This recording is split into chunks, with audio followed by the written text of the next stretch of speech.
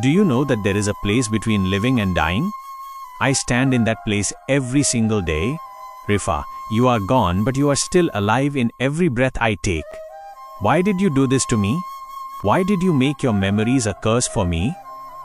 It has been exactly 5 years today, Rifa. On this very day, you promised that even if the world turned upside down, you would never let go of our hand-in-hand bond. Opening the old diary, I saw the scene of our favorite riverside. The afternoon was golden, and your face was just as bright. Resting your head on my shoulder, you said, Ashraf, isn't the world beautiful? But this moment of ours is even more beautiful. You will never leave me, will you? I replied with absolute confidence, Rifa, I can forget my own existence, but imagining even a second without you is beyond my capacity. But today I am all alone in my room. All the pictures around me are turned backward, just so your memories don't come before my eyes repeatedly. But does memory ever listen? You are a big liar, Rifa. You didn't just get lost. You took away all the resources for my existence. It is raining heavily outside right now. Standing by the window watching the rain, I feel so lonely today. You used to say you loved getting wet in the rain. Are you doing well alone in the rain there, Rifa? Or is there someone else standing there holding your hand, just like me? I took out that rusted key ring you gave me from my pocket. I still keep it with great care. Everyone says that time heals everything and makes us forget. But you lying time, my wounds are getting deeper day by day. The pain your silence gives me is something I no longer have the strength to endure. I wanted you, but my fate has only left me with this sigh of your absence. People say that time heals all wounds, but they don't know that some wounds don't heal with time. Instead, they slowly turn the person inside out, leaving behind a mere skeleton. Rifa, do you know that your absence feels like a new death to me every single day? The intensity of the storm has increased tonight.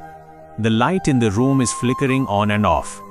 This darkness and the sound of the rain are making me miss you even more. I tried to close the diary, but I couldn't. The rusted key ring I hold is now lying on the table. Just looking at it makes my heart twist and turn inside me. Do you remember that rainy day? You were so stubborn about wanting to get wet in the rain. I forbade you, and you turned your face away in mock anger. How many little things we used to tease each other about. Today there is no laughter in my room, no playfulness. There is only this silence which is deafening even to my own ears. Am I going crazy? Sometimes I feel like you are calling me from the corner of the room. I rush over, only to find no one there. Just a void staring back at me. Are you punishing me, Rifa? Or am I the culprit who couldn't hold on to you? The old calendar hanging on the wall still shows 5 years ago. I have never changed it. My world stopped right there. The outside world is moving forward. But I am stuck in that afternoon when you said, Ashraf, we will meet again. Will this wait for our reunion be the only essence of my life? I stood in front of the mirror and was surprised to see my own unfamiliar face. Is this broken man the same Ashraf who once loved to dream? Since you left, my dreams seem to have died too. Now, there is only existence without purpose, without hope. Suddenly, there was a knock at the door. Who could it be in the middle of the night? My heart skipped a beat. Was I really dreaming?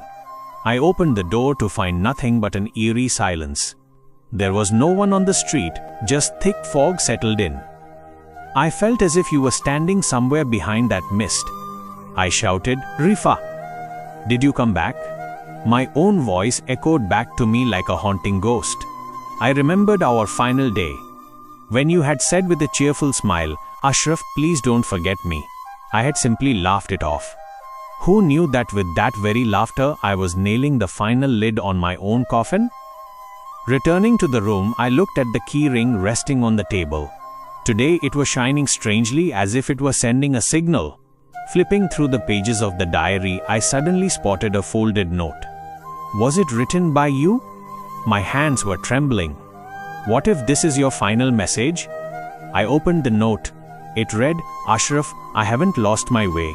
I have just moved somewhere else, a place where there is no time and no distance. Can you find me? I stood in front of the mirror and stared at my reflection. But am I really the only one there? Isn't your shadow visible right behind me? My breathing quickened.